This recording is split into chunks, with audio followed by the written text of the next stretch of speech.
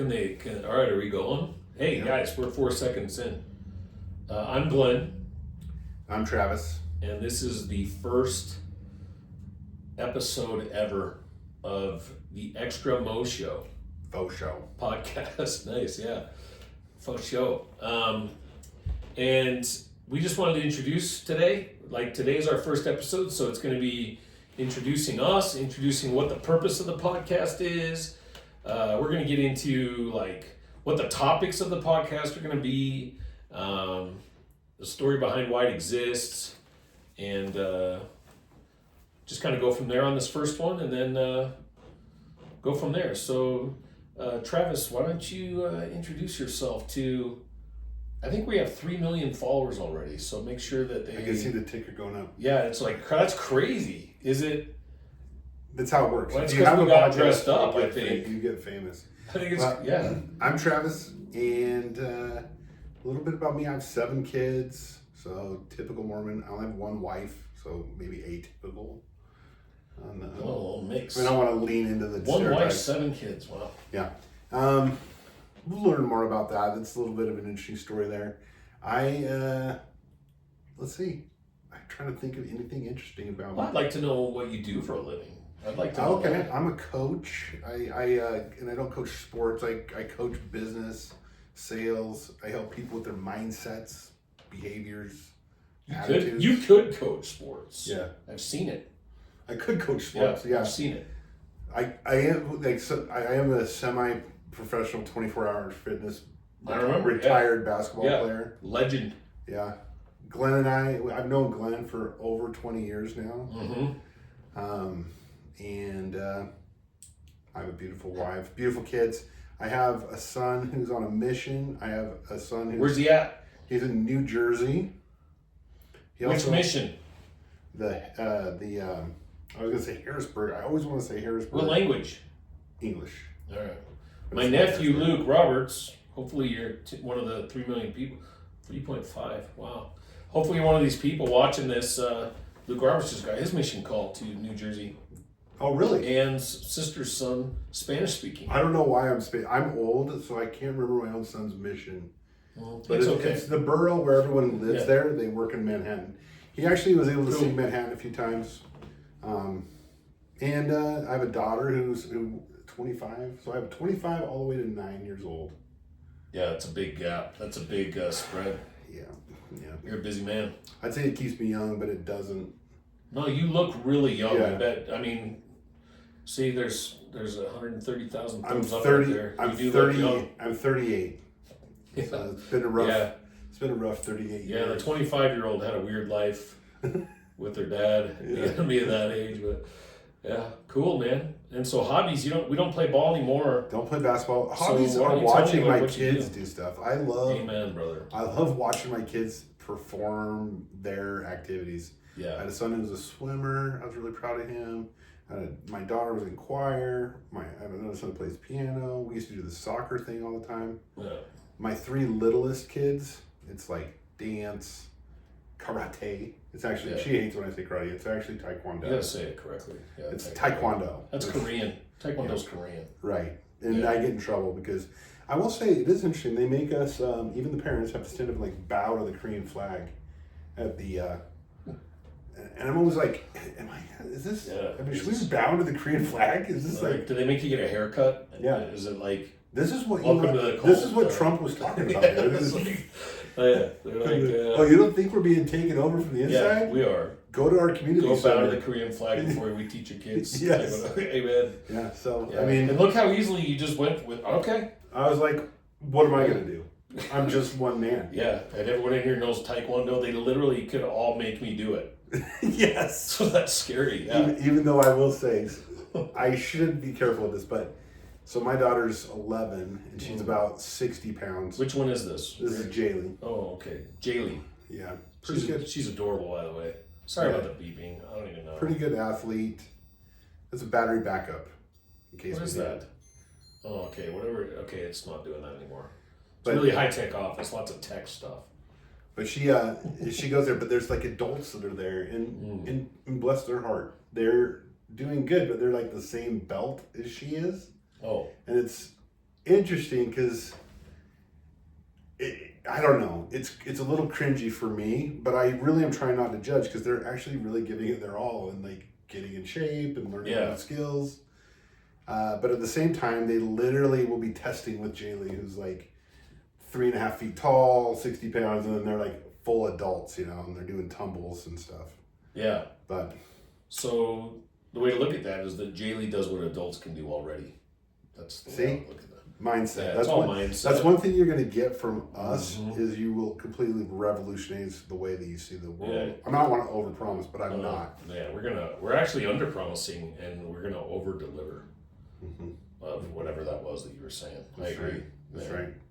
So cool. So hobbies are watching your kids, coaching kids, and you coach businesses. I have a business, and I don't even want to get good at it. Yeah, So he's missing the one thing I look for when I'm looking for businesses to coach: a desire to improve. No, I have zero. My business is literally so I don't have to have a job. Yeah. So that's why I have a business. Glenn retired. That's why he does what he does. Yeah, I do that. So cool. Yeah, Travis, I have known you that long. We met at a car dealership owned by our friend, mutual friend. Yes. And my relative. Yeah. Oh yeah. Is he? What is he? Uncle? He's my dad's cousin. Dad's cousin. That's right. So I think that's a second cousin. I think he's my second cousin. And we would drop names, but a lot of these people probably don't want to admit they know us, or me at least. Especially after we might drop some of the knowledge we're going to drop. Yeah, we're going to drop some. Things are going to get a little bit crazy, controversial here. So over the next, however many years we do this, but. So I met him at a car dealership, and that's what got me in the car business. So I have a car dealership. 2003. I decided to stay in it because I was like, you know what? You really don't have to be that bright to do this. And so I thought for sure it was for me. As long as you deposit all the deposit checks, the down payment checks. Oh, no, we don't want to get into all that. What if one of them won? Yeah, don't forget those. If someone hands you money, put it in the bank. And then don't staple it to any folders or anything. That's not good. Yeah. Anyway, we don't do that here. But yeah, so I love cars, so it's kind of a cool, even before I was in the car business, I think I would get a new one every few months, because that's how bad I was with money. You're like a terrible human, dude. You're a Mormon car dealer. I was like, That's like a two strikes. Yeah. Right? The cool thing is we don't even try to sell it to you. So you go to the dealership and we're like, just don't bug us. Yeah. This isn't for you. You should leave. Yeah. So that's what I do. I've done that just so I can coach kids and be involved in their lives and do church callings and have command of my schedule. And that's the main reason I do that. I've got 4 kids. My oldest is married and hasn't made me a grandpa yet. So we're a little... He's like, oh, Dad, I can't afford kids. And I'm like, dude, we already raised you and we can't afford you. Like, we've never been able to afford any of you. Yeah, tell me about it. Just do it. The Lord qualifies who he calls. So just do it, But anyway, and then my daughter is 22. My son Noah is on a mission in Toronto. So shout out. Doesn't your oldest, he's also really good with money and actually takes good care of his money? Yeah, very frugal. But I don't know where he got it. Yeah. So he's the one that will be fine. And probably had. And then my youngest, after the missionary, is Kate.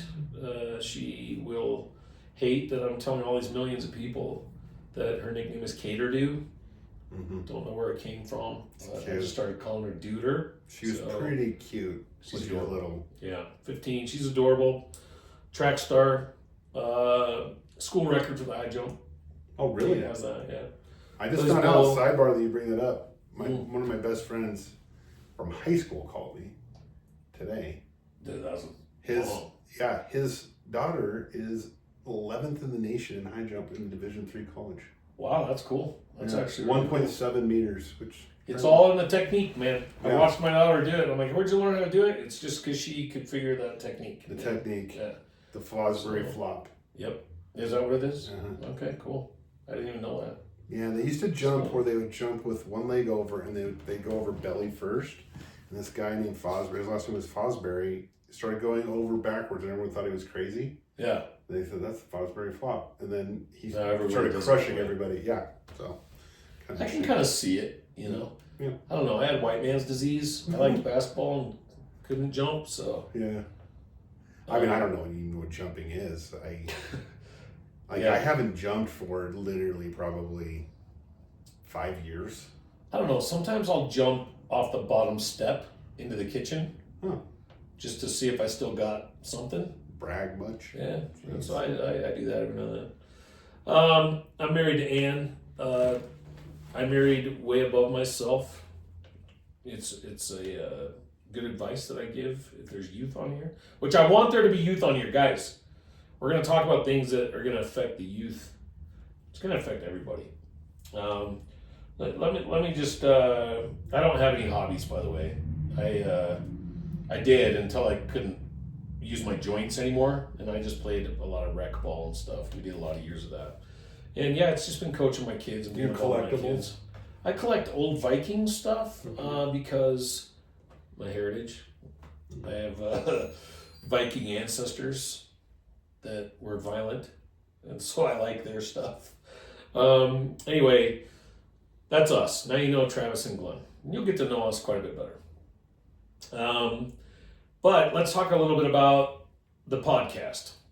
So for all you people that are looking for a professional podcast where people don't say and pause, this isn't for you. Travis is probably Money, though. He's actually known as T Money, or as my Indian Siri on my phone calls him, T Dollar. Yeah, T Dollar sign. T Dollar colleague. Yeah. That was, and T Dollar sign. I got it really honest too, because I used to play Halo on LANs, LANs. That's nerds will know, but most of the kids won't. That's before we play on the internet, and that was my. Is that like Team DOS? Money was my. Is that like DOS? Yeah. It's in the computer. Okay, it's okay. So yeah, so T Dollar sign. Yeah. That's how all these millions of people know you now. That's awesome. That's cool. I think it's cool. I wish I had a cool name like that. Yeah. Anyway, so the podcast, not a professional podcaster, not a professional presenter in any way, shape, or form. I'm not a professional anything, and not an expert on anything. But the story of why this is existing and why we're doing this, years ago, I really felt prompted to do something on YouTube when YouTube came out. This is before the whole ex-Mormon movement and what we know today as, the Mormon stories and all this stuff, all these anti-stuff really got big on social media, just because I wanted to help. And if any of you saw the YouTube channel, I attempted sorry, this will be a little bit redundant, but on my mission, I served my mission in Paraguay, and I just remember one night, I was a few months in, and it's weird because we got to teach a lot of people. We got to talk to a lot of people. I was South America, man, and we're gringos, and we clap outside their little patios. You don't go in their yards there, and they, most of them will let you in. We got to talk to a lot of people, teach a lot, but I'd still go to bed at night like, man, I only have 2 years, and I want to teach as many people as I can, and I feel like I'm not going to be able to do it. This hiking through the jungles and clapping at huts is a hard way to do it. And for all you people that went to France and Italy and stuff, you're probably bugged right now. We taught one people. Imagine never being talking to anyone. Yeah. So sorry to you guys. I was in the middle. I was in the Ohio, and we wouldn't clap outside the doors. But I remember I had my first wondering am I racist? Because I got to Ohio, and my companion took me immediately to a project. And there was nobody out. and so I couldn't see anybody, but we walked into the building, and no joke, it smelled exactly like fried chicken. Oh, dude. And I immediately thought in my mind, I'm like, I'm having a racist thought. Yeah, but it wasn't. But it wasn't racist. It was just legit. It was just legitimately awesome chicken. Yeah. Hey, amen.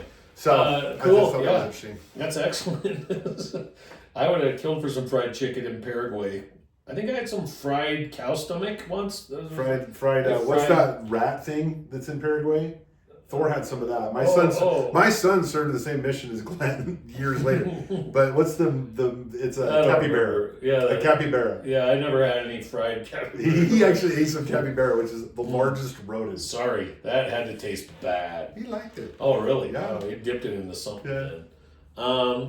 Anyway, so we got to teach a lot of people, and I just felt like we weren't teaching enough people. So I would pray very sincerely, like, hey, tell me what I need to do. Like, I remember reading stories of, who was it? Like Dan Jones, somebody in Wales, that would corner preaching, and I'm like, maybe that's the way to do it. I don't know. And anyway, we're on a bus once, and you do hear all those missionary legend stories, and then when you're on your mission, you're like, I'm a failure. Yeah, I only taught 7 people today. Yeah. Sorry, guys. Never got to teach. Or if you're in Europe, I only taught 7 people this year. Yeah, so it's like, I'm on a bus once, though, a crowded bus, and, you guys that have served missions know when the Spirit tells you something, and it was like, hey, you want to teach people, you got a captive audience, so, I don't want to get too redundant for people that have heard it, but I walked to, I didn't want to do it. I'm 19 years old, and I didn't want to do it, but the prompting came again, hey, you asked if for the opportunity to teach more people. So I go up to the front of the bus and I asked the guy hey, I said, I'm a disciple of Jesus Christ. He sent me here to share with people in your country. Can you, can you turn the music off in the bus and let me preach to the bus? And I'll never forget, the guy just said, sure. And he turns the music off, and everyone on the bus looks up. Anyone who's been to South America on those buses, man, it's crazy. There's like so loud animals in there, and like it's loud, and you can't fit. Half the time you're like hanging out a window or something. But he turns the music off, and I remember being scared to death, but the Spirit going, hey, you asked for this. And that was the first discussion I taught on a bus, and I was kind of known down there for doing these bus discussions. And I added up all these bus rides after my mission. Like I did it every time I was on a bus after that. And you're talking to 30, 40, 50, some buses 60 more at a time. And I figured by the end of the mission I had preached to more than 10,000 people on buses, which was a real blessing for me. And anyway, I've seen a need for some connection for people that how am I wording this? That excuse me. I've seen a need to be able to connect. I connect with a certain kind of person, and there's a lot of people that I don't connect with, and they'll probably either stay on here for Travis or they'll just turn off this thing. But the people that I connect with, I know there's a lot out there, and so I that was the prompting. Like, hey Glenn, YouTube is your bus, so get on and these problems that you see amongst your fellow Latter-day Saints or your neighborhood or your family or whoever, this is your bus. This is your opportunity to get out to a lot of people and see if you can help. So, brothers and sisters and people that aren't members, this podcast is nothing more than a sincere attempt to be an instrument in the Lord's hands to connect and get concepts through that maybe you're just not getting at church, or maybe you're not active and you're just not getting it anywhere. And I want to be able to get these concepts and combat some of this evil stuff that's going around that's against our religion, that causes a lot of doubt, a lot of questions. And so I have thought, I quit doing the YouTube channel because, I don't know, did you ever see any of them? Yeah. I got into some topics that were, they get pretty controversial, and I was praying and couldn't navigate through it, and then just got busy and quit doing it. Hey, I don't want to introduce concepts to people that have never run into the CES letter or, a lot of this anti-content. So I just kind of backed off. But guys, ever since that was a couple of years ago, I've been like, no, man, I need to do this again. And then it was maybe 6 to 10 months ago, Travis, I'm at a Chinese place, Shoots, down in Orem with my wife. And somebody just comes up to me and goes, hey, I recognize you from that YouTube video. Somebody had shared it, I guess. And I'm like, what? There's, we only had 600 and something views on there. You really helped my daughter. You changed her life, kind of a thing. And I was like, oh, crap, maybe I need to do that again, right? I mean, the most interesting part of that story, not to diminish it, is that I love Chinese food. Have you been to Shoots? No, is it pretty good? It's pretty dang good, man. It's like I would like you to share a little bit too. The interesting thing about Glenn to me is the path that he navigated here might be 1 in a billion. Both, and we'll go through this. I'm going to bring stuff up that I love about Glenn throughout the series or whatever we call this, but it's been a path where no one should judge anyone, but Glenn has been in the fire and the flame, and he's navigated through it. And so as he speaks, oftentimes I will feel that there's a depth of knowledge there that can only come through suffering and pain. And so I'm excited that other people might be able to have a chance to hear that. And I don't want to like puff you up about that, but no, I appreciate it. Even going on his mission, the story of how he ended up on a mission, and this probably for another time, is wild. Yeah, we'll get into all that. Yeah. Guys, there'll be I don't want to make things about me at all, but I want you to get to know. People are going to listen to this and be like, well, who the heck do you think you are? Yeah. You know, you're not an MBA. And why am I prompted to do this? I don't know, but I am. But you are a PYT. You are a PYT though. What? And please tell me what that is. Pretty young thing. Wow. We're just friends. Anyway, so we're gonna get into my life. And Travis, you've been through some stuff too, and your life.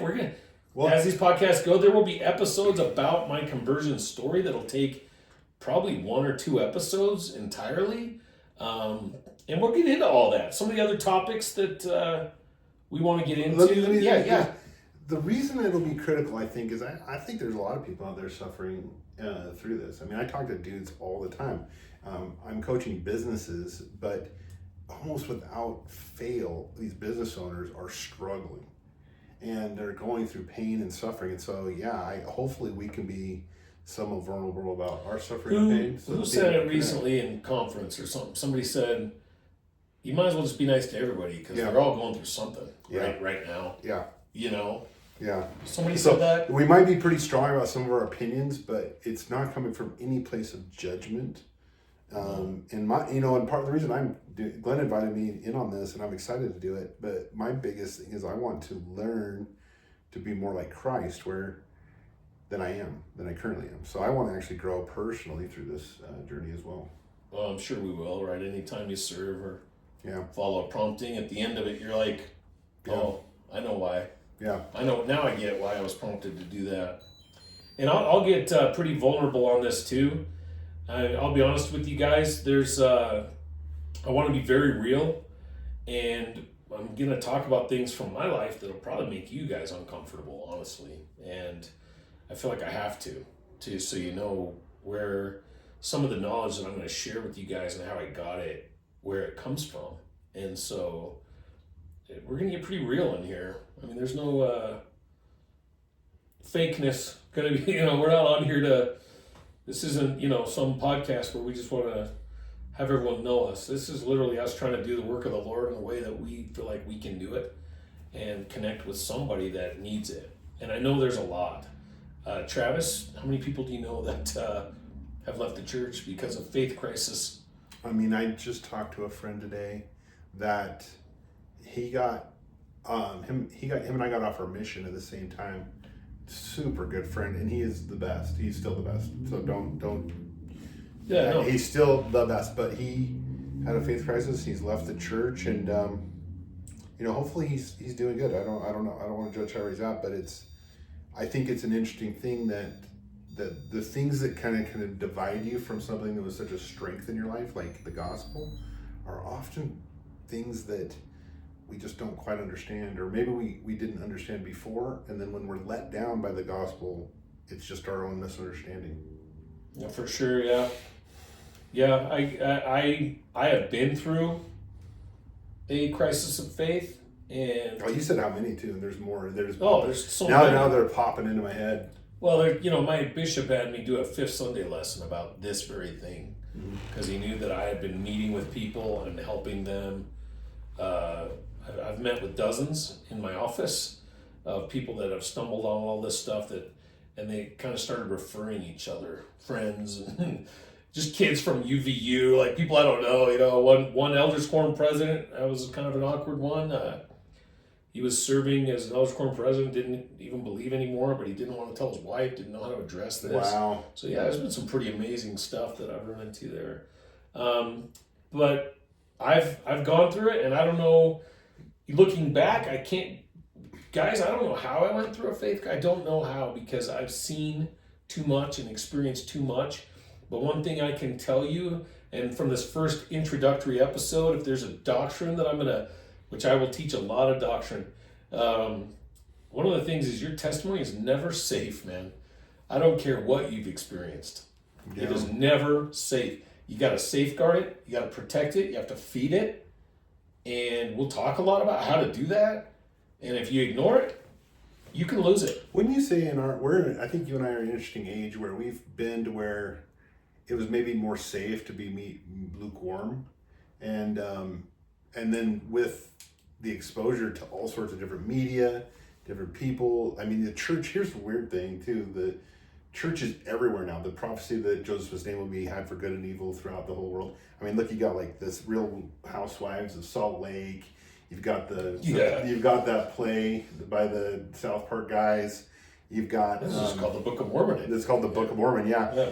You've got all this popular culture. Joe Rogan's talked about the Mormons.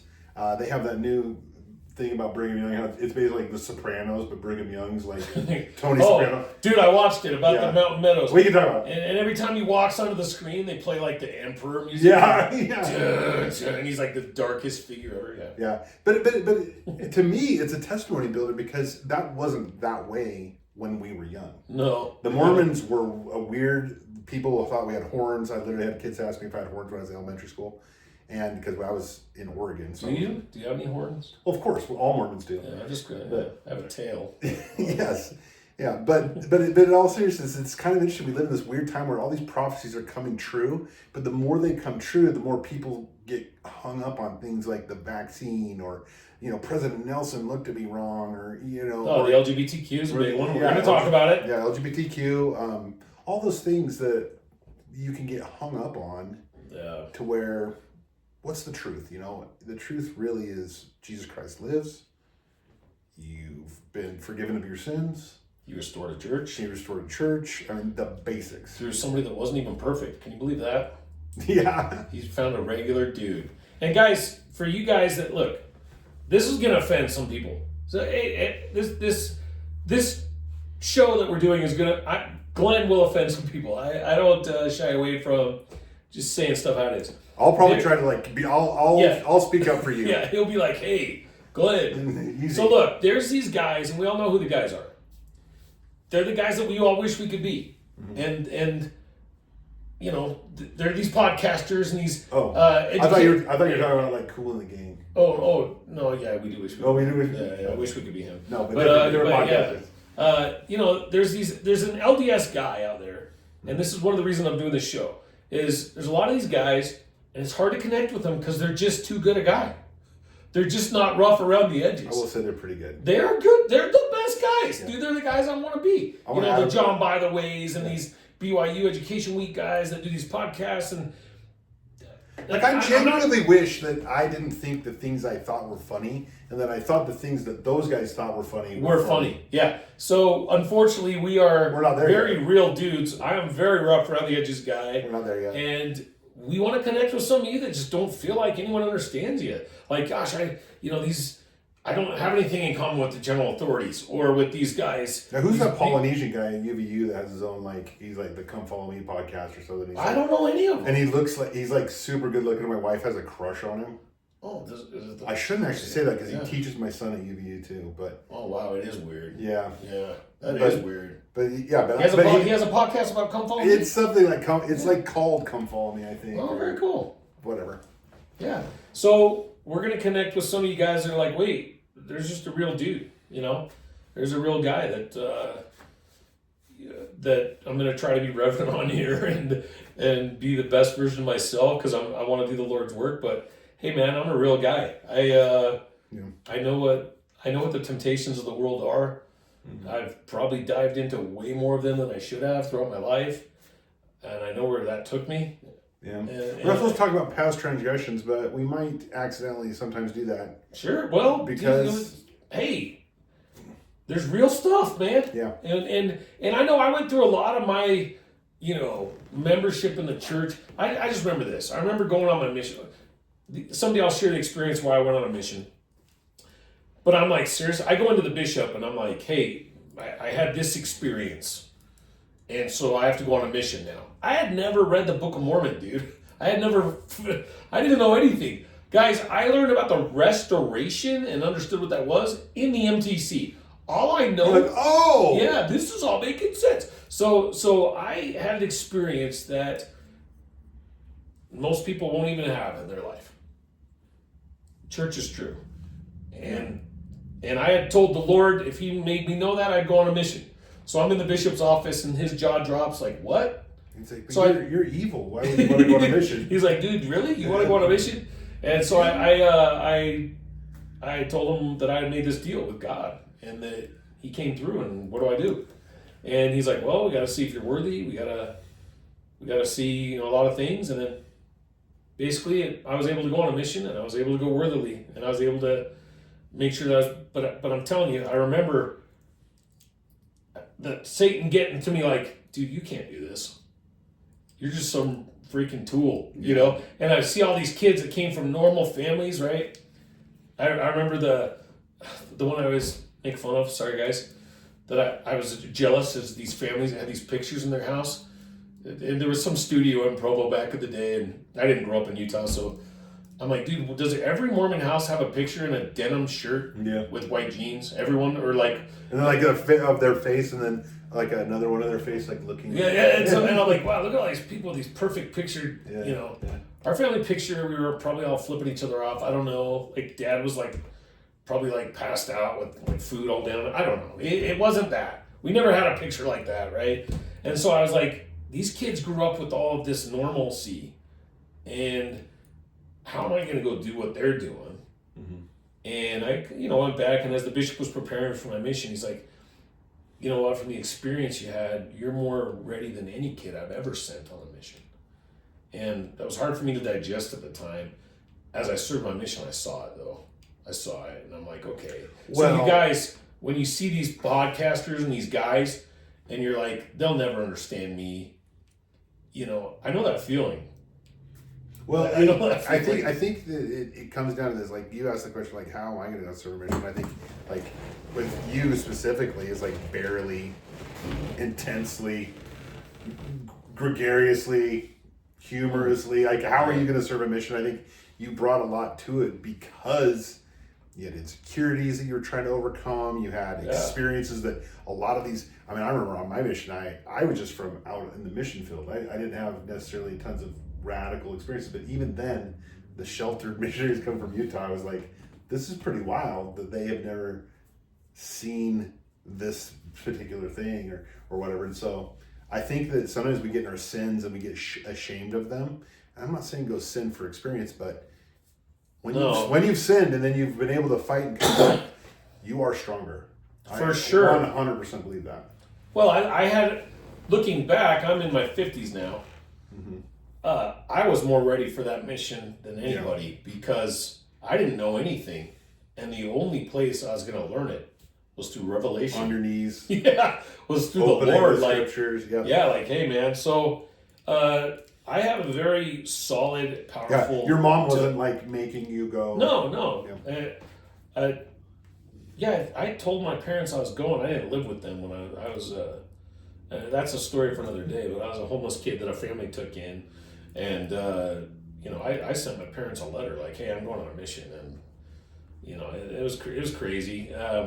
But yeah, but I did have, I'll tell you what, the Lord gave me tons of really solid experiences that I learned the mission of the gospel in a way that, brothers and sisters, I will testify with power and authority because I know what I know. And all the content in the world can't shake some of this stuff that the Lord has shown. So I want, through this podcast, I'm hoping, Travis, that we can help people see what they have to do. You know, President Nelson's out there trying to tell you, everybody's trying to tell you, the days here where if you don't read the Book of Mormon every day, you can be done. That might take you out.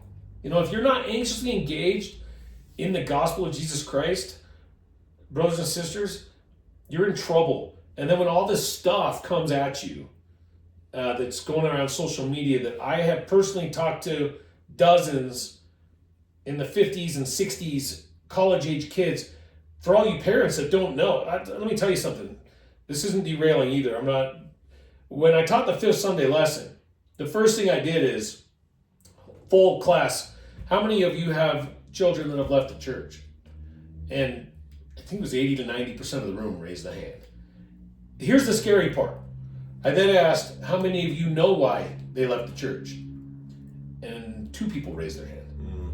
And so a lot of you brothers and sisters need to understand there's stuff going on out there that we're going to introduce you to so that you know what your kids are going through and your grandkids are going through. And guys, if you're in a faith crisis, if you are struggling and somebody's referred you to this podcast, this channel, which by the way, we're new. The microphones I bought, sorry, I hope you can hear us. I hope our sound's okay.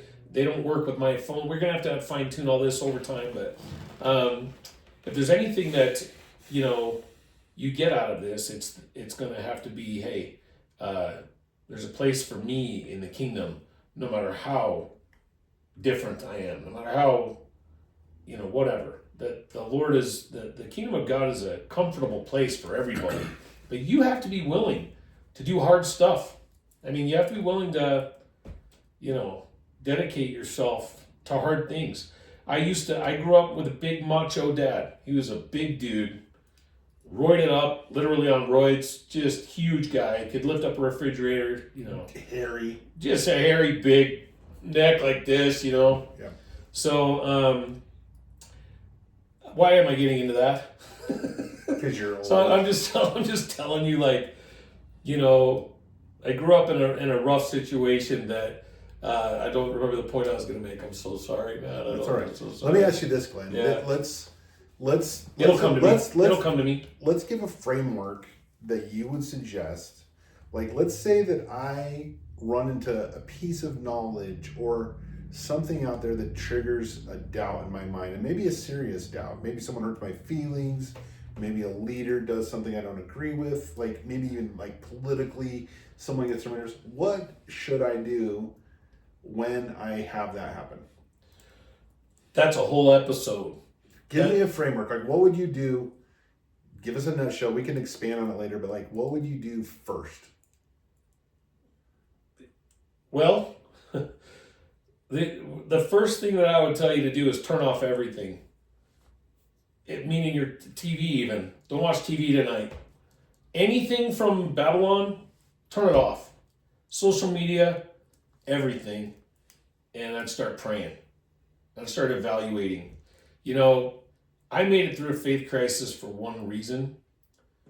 And there came a point where I actually, and I'll get into, there'll be an episode about my faith crisis. It was crazy. But there came the point where I didn't believe anymore. But I'll tell you what I knew. I knew God was real, and that he had worked through the LDS church to me.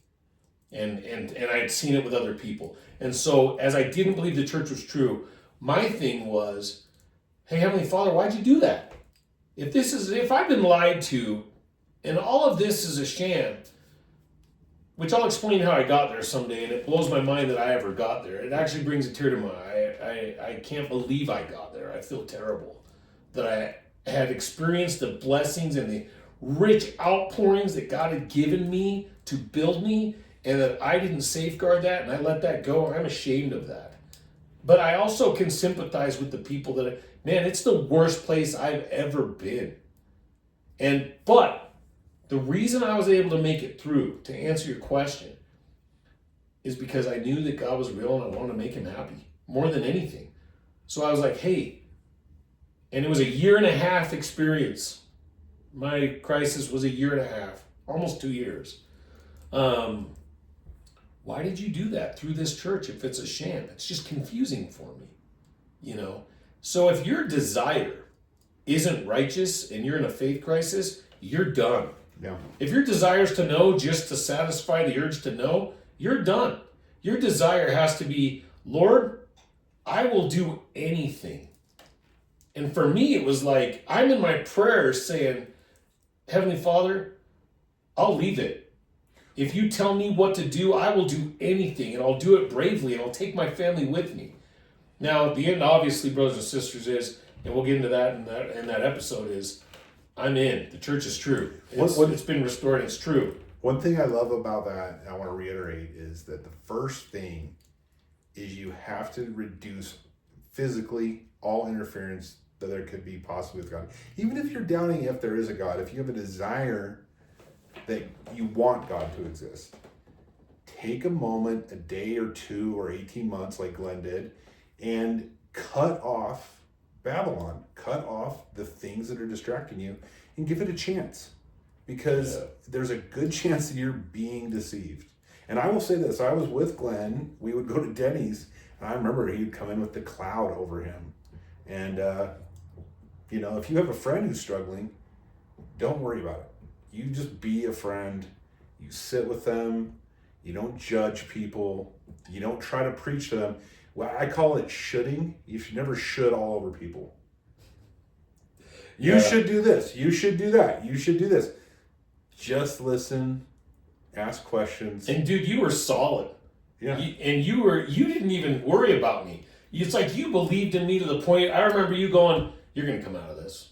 Yeah. And I'm like, dude, how the freak do you know, man? I'm going through some real crap right now. You're going to come out of this, man. Because you knew. You would come and tell me that. I wouldn't say I would say that about everybody. I think that the thing that Glenn did was he worked hard to, honestly, I think at some point you were working to disprove that God loved you, to disprove that you deserved it, to disprove that there was a true prophet, but you were working. And the working, if you dig in, even if you're trying to disprove something, you're down the right path because you're going to figure out what the truth is. You're digging to the truth. Right? You better be willing to put in work. Hey, if you're in a faith crisis and you just want to listen to a podcast and come out of it, sorry, not going to happen. I'm here to give you the news. You're going to dig. Enos wrestled for a day. I wrestled for almost 2 years. You're going to wrestle, man. What was the dude? And it's worth it. What was his face in the Bible that broke his hip? You broke your hip once. I have 2 broken hips, but what was his name? Now I'm forgetting. Anyway, some of the people out there that'll know the Bible better. Text us. Let us know. Yeah. Let us know who broke his hip in the Bible. We need to know. He wrestled with an angel of the Lord, and literally it says he broke his hip. So yeah, that's a serious wrestle. And it's so crazy to me. I see people that have received all these blessings of being in the church, and they just give it up like this. I'm like, dude, what? You're not gonna fight? Well, I heard Judge Smith married 12-year-olds, so I'm out. And it's like, what? But what about your experiences? Yeah, I'm out. But anyway, I got 17 new tattoos, and I'm wasted every day. And now I've left my wife. Dude, like, what? Come on, man. You guys gotta fight. Fight for your... Fight. You're in this world one time. You're here one time. Put forth the effort, man. That's like, maybe why you want to have tattoos, Glenn, because you're only here one time. I want a Moroni tattoo. The irony. I do. My favorite tattoo collage was where some dude on the internet, I saw it. He had all of the prophets tattooed on his back. So strong. Like the 12. The problem is they die, dude. Yeah. So he had like all the prophets up to like it was like Spencer W. Kimball or something, and then, I don't know. He grew up and was like, I'm not going to add any more prophets. That's enough. And this is going to get out there. And guys, we've been on social media. Now we know. Oh, this guy thinks tattoos are bad. He's judging us for having tattoos. No. No, I'm not. My daughter has tattoos. My brothers, my daughter. Yeah. And she regrets it because that snake behind her ear looks dumb. I will say the Polynesians pull them off. They, of course, yeah. They can cultural. do it. But my brother-in-law has a tattoo of Yosemite Sam on his shoulder blade. And it's only about, I don't know, he didn't have much money or something, so it's only like maybe an inch and a half tall, and it's on his shoulder blade. And so it's still the reigning champion of like the dumbest looking tattoo I've ever seen. Yeah, it's there's some dumb ones, and hey, there's some that are you're like, wow, that's actually kind of cool. Yeah. I don't believe in marking up my body, but we're not here to judge you for that, and this is not a judgy situation. I've been to rock bottom. I've had a gun to my head. I've been to the bottom, and any of you that are just trying to wake up and be a good person, dude, you're my hero, man. Like just, but hey, this faith crisis stuff. Let us help you. Let us reason with you, and some of the topics we're going to talk about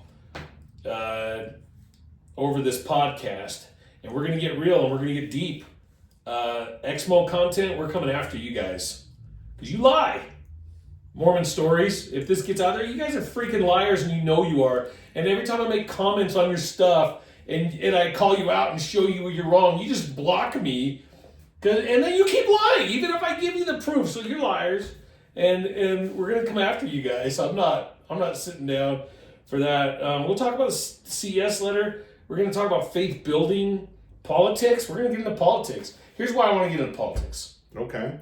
This will be interesting because we do have some liberal apostles. I got so many liberal freaking friends. Yeah, but there's liberal apostles. I know. Uchtdorf. Yeah. He's liberal. He's super liberal. Yeah, and guys, I'm not liberal. I'm not Trumper to the point where I'm like delusional Trumpers. Like, those guys. I have friends that have Trump got on TV and shot a kid. They'd be like, that kid probably deserved it. And that's not me. But I do support the president, and I don't know if these tariffs are going to work, but, I'm one of these guys that's like, I'm going to give him a shot. I think he knows what he's doing. I think he's using it to negotiate. But I have people I love who are so, I'm almost wanting to call them out spiritually, like, dude, you shouldn't hate anyone that bad, especially someone you don't know. And I want to talk about that. And I would love that if this gets over to a liberal LDS person. We don't want to have a political debate. I'd love to have you on here because I want to understand it. I don't understand it, and they don't understand me. I've been in bishoprics, and people come up to me, Brother Curtis, I just don't understand how you could be like a Trump guy. And I'm like, what do you mean? And we have a great 45-minute discussion about, oh, now I get why you see things the way you see. Very righteous people, which, guys, if we were all perfect, unified, here's the doctrine, we would be the exact same politically. And where would that be? Where would that be? Socialism. Neither of us know what it is. It's essentially socialism with a righteous leader. Right, but I mean politically today, we'd be making the same decisions. And it goes to a place, it's in a place where neither of us are right. That I'm sure of. Like it goes to somewhere in the middle, right? But we're so divided. I want to talk about that division because it's so unhealthy. And as Latter-day Saints, we're just trying to become one with Christ. How can we be fighting each other and having bad feelings about each other? Guilty. There's people on Facebook that I love, and I have bad feelings towards them and I want to address it, man. I don't want to have them. So politics is one we're going to get into. Economics, big one. Guys, approaching Zion, man. Hugh Nibley. Dude, I'm a big student. I read it twice in 1 year. There's a talk by Lynn Robbins called The Cost of Riches. We'll probably do eventually 20 episodes on economics. Babylon, where the Latter-day Saints, how money's hurting us so bad and our families so bad. And we're going to talk about very controversial doctrine. Good news in the Book of Mormon, it talks about how anytime that you get economics and get riches that are hurting you, there's just an automatic system that corrects that. That's when then we get wicked. Then we get destroyed. Dude, yes. And then we're humbled. So don't worry about it. Where are we at as a people? Don't worry about it, Glenn. Don't worry about it. Yeah, don't worry about it. It'll take care of itself. So we're going to get into that. Chastity, modesty, we're going to get into that. Faith crisis, we're going to get a lot of that. The economic stuff, I think, is a big one because, I got up in testimony meeting. That's my degree. Did you know that? Economics? Mm-hmm. Oh, I love it, dude. No, you're going to be awesome for that. You're going to be awesome for all of this. Thanks for doing this. Thanks for doing this thing. T-Money. T-Dollar sign. I love you, man. Thanks, man. Anyway, what we're going to be doing, guys, I got up in testimony meeting last month, and I felt impressed to do it. And I got up and I said, brothers and sisters, I'm going to say a couple of statements, and I want you just to evaluate how you feel inside with these statements and how you react emotionally to these statements. And then I just said blunt statements that have been said by the prophets of God. And man, half the room was uncomfortable. And brothers and sisters, we can't be uncomfortable with true doctrine. And that's why the controversy of this podcast is going to be that it's true. One thing I want you to address is that sometimes leaders say things that later aren't true or change. Sure. And I don't want to address it right now, but that's that's something I really want to get into, where it's like, I know a lot of people when President Nelson came out and said you got to go have the COVID vaccine, and a lot of people don't believe that the COVID vaccine worked, and then actually it might have hurt, and so then that is a stumbling block for people. A lot of people. I will say my wife, I think, nailed it. She said, do I actually believe that he's a prophet? And if I do, then maybe it will hurt me, and I'm going to go do it. We got 10 minutes left. Yeah. You want to hear my COVID vaccine one? Yeah, let's do COVID vaccine and then take it in for a landing. Like a Black Hawk helicopter with a female pilot, or like no no DEI hires. Okay. No, like a real landing. All right, so like a real landing. Yeah.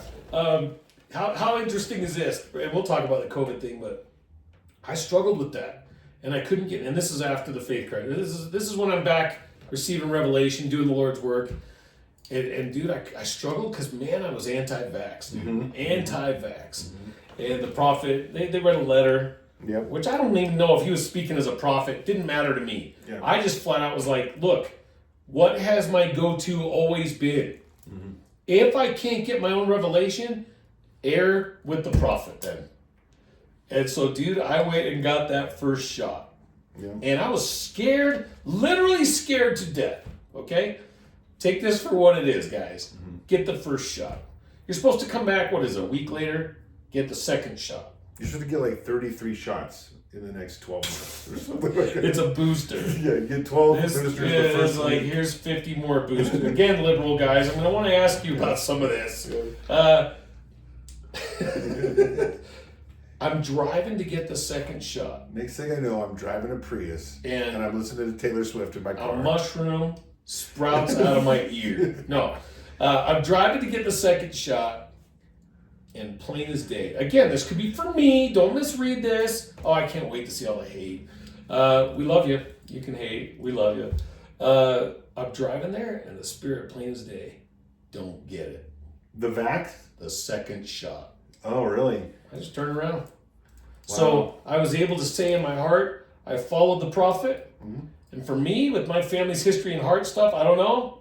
But for me, the Spirit said, you've been tested, you passed, turn around, don't go get that second shot. How crazy is that? What I'm hearing is that you don't follow the prophet, Glenn. Hey, dude, I got that first. That needle's big too, man. You know I hate them. You know I hate those needles. Yeah, mine was a little different. I had to get a job, and the job required me to get the shot. So screw Bank of America. Get your money out of there. Yeah. Do you hear what they did there? Yeah. Screw them. Here, have a heart attack, bro. You have to, or we'll Don't get me started on the freaking Bank of America. It's like the great whore that sits on the whole earth. Oh, wow. That's a different topic. Did we just dropped the whore word? Yeah. It's in the scriptures. You know what? I won't ever bank there then. Yeah. And they don't want my money. Yeah. But granted, they lose that much money like every second in like teller outages. But that's cool. Yeah, but at least they made you do something against your will based on unproven science. Yeah. So anyway, guys, the landing here is we're going to get real. We're going to talk about these things, and we want to interact. If there's anything you want to talk about,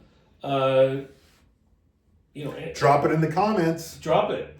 Smash that like button. We're not live yet.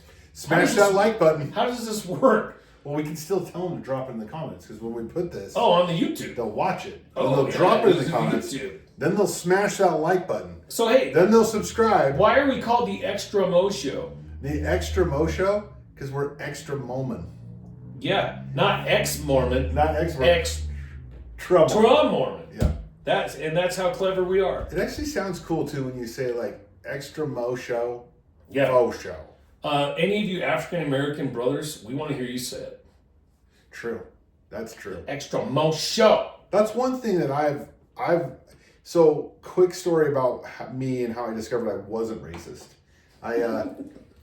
When I was first married, I went out and met my grandma with my new wife.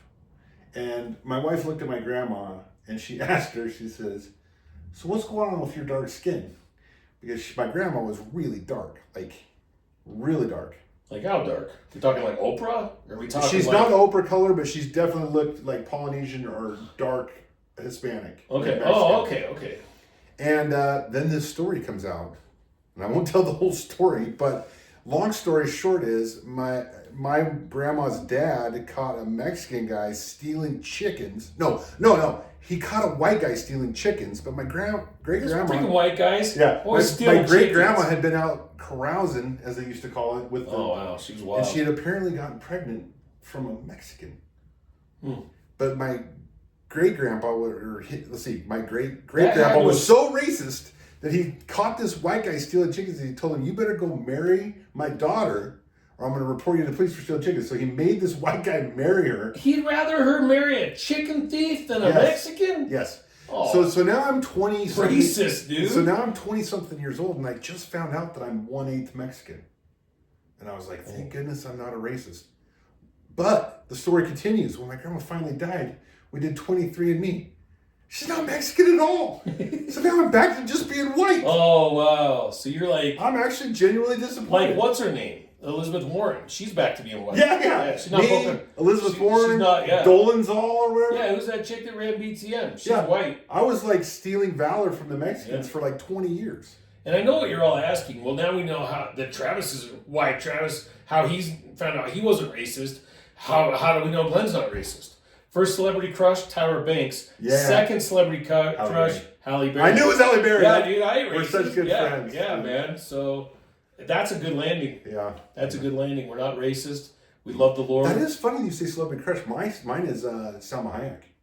Oh, dude. Gorgeous. She is so gorgeous. Gorgeous, yes. I don't know if Tyra Banks is gorgeous anymore. We should preach the gospel to them. Yeah, we should, dude. Hey, if you're listening, we're up to, what's the counter? 6 million. Wow. Yeah. Hey, if you're on there, Hallie, I'm married, sorry, but we have the gospel for you. Mm-hmm. And it'll make you beautiful all the way around. Yep. You know.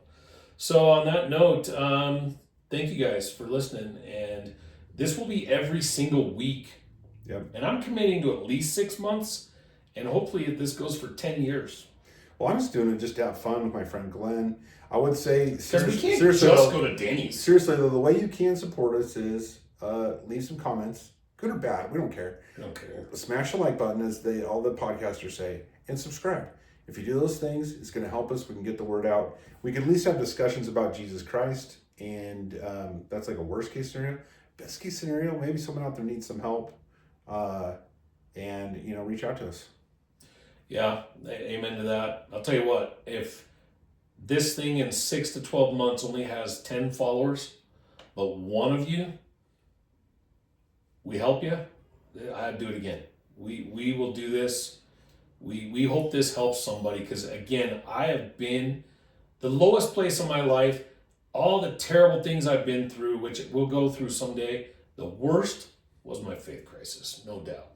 Everything I thought I knew, man, it's and I nothing but compassion, no judgment.